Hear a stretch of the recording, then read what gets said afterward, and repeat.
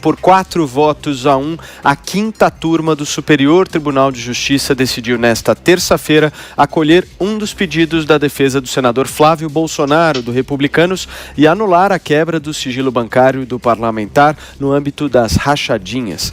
Os votos favoráveis a Flávio partiram dos ministros João Otávio Noronha, Reinaldo Soares da Fonseca, Ribeiro Dantas e Joel Ilan Parcionic. Os 4 divergiram do ministro Félix Fischer, relator do caso, que optou por negar o pedido da defesa e foi vencido pelos colegas do colegiado. Com isso, o Ministério Público do Rio de Janeiro vai ter que excluir das investigações todas as informações obtidas a partir da quebra do sigilo de Flávio e outras 94 pessoas. Isso deve levar ao esvaziamento da denúncia apresentada contra o senador pelos crimes de peculato, lavagem de dinheiro e organização criminosa. A investigação apurou indícios de desvios de salários de funcionários no antigo gabinete de Flávio na Assembleia Legislativa do Rio de Janeiro, a Alerj. Segundo o Ministério Público, foram desviados 6 milhões de reais dos cofres públicos. Fabrício Queiroz, ex-assessor de Flávio Bolsonaro, é apontado pelos investigadores como operador do esquema juntamente com sua esposa, Márcia Aguiar. Ambos estão em prisão domiciliar. Após a decisão do STJ, a defesa de Queiroz disse esperar que a liberdade do ex-assessor seja restituída no julgamento do seu habeas corpus. Já o Ministério Público do Rio de Janeiro disse por meio de nota que analisará as medidas que poderão ser adotadas a partir de agora. Questionado sobre a decisão da quinta turma do STJ, o presidente Jair Bolsonaro encerrou uma entrevista hoje. Presidente, qual a avaliação que o senhor fez da decisão do STJ ontem de derrubar a quebra dos sigilos fiscais? Acabou a entrevista. Pronto.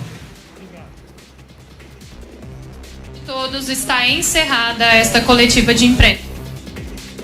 Tá aí Marcos Souza, o presidente da República, encerrando a entrevista e não respondendo a pergunta do jornalista. Essa história do Flávio Bolsonaro é estranha e tem que ser investigada a fundo. E mais, Paulo, o Flávio Bolsonaro tem que vir a público e explicar com todos os pingos nos is o que de fato aconteceu no gabinete dele.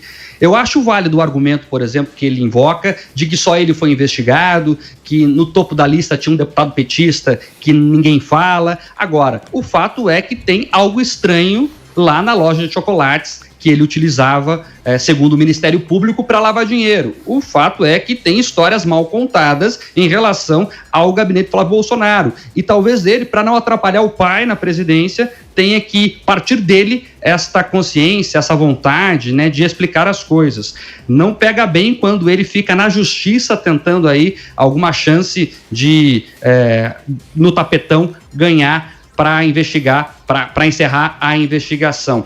Chama atenção essa decisão do STJ porque a sessão foi tensa, cheia de troca de farpas entre os ministros e mais, os outros ministros votaram contra o relator. Isso não é usual no mundo jurídico. Tanto que tem aquela brincadeira, eu voto com o relator, porque isso é muito comum no meio jurídico. É difícil quando os outros colegas da turma votam contra o relator. Então, a turma chegou à conclusão que a prova é ilegal, porque o COAF teria tido acesso aos dados sem o pedido formal de investigação e que o Flávio também não teria sido avisado da investigação. E eu quero aproveitar esse ponto aqui para fazer esse debate sobre prova legal ou ilegal. Veja, aqui na Lava Jato, inclusive, muitos processos da Lava Jato passaram por essa mesma turma aí do STJ, e com o relator Fischer também, tem a questão das mensagens lá que foram furtadas pelos hackers, e que a gente sempre defende aqui que não podem ser usadas justamente por ser ilegais. Neste caso específico, né, o Flávio Bolsonaro foi, inclusive, beneficiado com as provas consideradas ilegais. Tudo isso saiu do processo. Agora, na Lava Jato, temos o sentido contrário dessa discussão, né? Nós temos provas ilegais que o STF discute a possibilidade de torná-las legais para declarar Moro impedido e, assim, liberar Lula dos processos. Então, essa discussão sobre prova legal e ilegal tem que valer para todo mundo, inclusive no caso do Lula da Lava Jato. Perfeito. Você, Constantino? Pois é, Paulo, se perguntarem minha opinião, eu acho que essa prática da rachadinha tão disseminada na política nacional também contagiou ali a família Bolsonaro, né? Essa é a percepção que temos com o que foi divulgado, com a movimentação do COAF, com a figura do Queiroz e companhia. Daí a você julgar e eventualmente condenar, precisa de provas, né? E provas obtidas legalmente. O que os juízes, o que os desembargadores do STJ avaliaram, em maioria, é que o juiz Flávio Itabaiana, ele deu ali uma canetada para 94 quebras de sigilo, que é uma coisa grave, né? Você não pode sair quebrando a esmo sigilo bancário com explicação de 2 linhas. E então eles acharam que aquilo ali realmente não era material, né? Que foi um clima de, sei lá, persecutório, não sei. Mas o fato é que faltou embasamento. Agora, eu queria aproveitar só para ler aqui uma mensagem de uma deputada, né? A deputada Joyce Hasselmann, que disse: papai Bolso deu um jeito. Foram muitos cafezinhos, almoços e favores, nem tão inhos assim, e bingo, a impunidade segue correndo frouxa. O STJ, por 4-1, começa a livrar a cara de Flávio Rachadinha Bolsonaro. A quebra de sigilo foi anulada, esse é o Brasil de Bolsolula. Né? Eu queria entender se está liberado agora deputado chamar assim, de forma tão escancarada, de corrupto, né? De vendido, ministros, juízes, desembargadores, no caso do STJ, e se isso também alcançaria o STF, ou nesse caso não, nesse caso da prisão. Diogo, você acha que a denúncia será esvaziada depois disso? Sim, já dá para sentir o cheiro da pizza, o cheiro da impunidade no caso da corrupção, no qual o senador Flávio Bolsonaro é acusado, porque rachadinha é corrupção, não adianta passar pano, dizer que é disseminado, que todo mundo faz, corrupção é corrupção, né?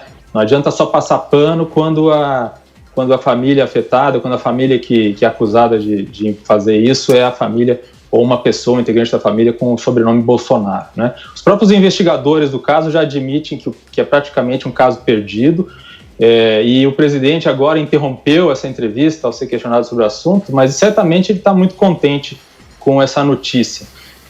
Defender os filhos de investigações e processos sempre foi uma prioridade para ele, né? Lembrando que Bolsonaro enfraqueceu, por exemplo, o poder de investigação de atividades financeiras do COAF, que foi de onde partiram as primeiras informações que deram origem à investigação do Flávio Bolsonaro, e também teve aquele episódio de interferência na Polícia Federal, né, aquela insistência para trocar, por exemplo, o superintendente da PF no Rio, que aconteceu justamente por causa desse caso das investigações da rachadinha. Agora, vejam só que interessante, né, a possibilidade de anulação do caso do Queiroz se dá pelo mesmo caminho da tentativa de anular as condenações do ex-presidente Lula na Lava Jato, que é o caminho de considerar as provas ilegítimas, né, por causa da forma como foram obtidas ou por uma questão ali administrativa. Tanto Lula quanto Bolsonaro, quanto Flávio Bolsonaro dizem, né, isso tem uma frase do Flávio Bolsonaro agora, dessa semana, que havia um conluio de investigadores integrantes da justiça para prejudicá-lo politicamente, uma argumentação muito parecida com a que Lula usava. Em ambos os casos, o caminho passa, então, pela anulação de provas, né? Não em refutá-las como falsas, não ir no mérito das provas. E é claro que eles negam que sejam culpados, né? Mas é muito mais difícil dizer que as provas são falsas, porque elas existem em ambos os casos e são palpáveis. No caso de Flávio Bolsonaro, ainda que o processo contra ele agora já se possa considerar praticamente enterrado, vai ter uma nova decisão semana que vem a respeito justamente dos relatórios do COAF. Do ponto de vista político, ele e a família dele estarão sempre marcados por esse escândalo da rachadinha, esse escândalo de acusação de corrupção. Né? Uma família que prometeu ascender ao poder do país justamente para acabar com a corrupção. Então teve os depósitos fracionados em dinheiro, pagamentos em espécie para comprar apartamento. Quem é que compra apartamento em espécie? Cheques do Queiroz na conta da primeira-dama. Tudo isso pode até não ser usado na justiça, mas é bastante real, e a reação do presidente nessa entrevista mostra isso. Essa pecha vai ficar. Constantino, você tem um tweet, por favor. Não, um tweet só porque acho que o Diogo tentou insinuar que eu estou passando pano, né? Veja, reconhecer que a prática é disseminada não é passar pano ou querer aliviar, é apenas o senso de proporção e querer que todo mundo que fez, então, pague, não apenas um, okay. Porque aí fica parecendo realmente perseguição. Diogo, um tweet também, por favor. Constantino, você me chamou de arrogante, e você é passador de pano, ninguém tem dúvida disso.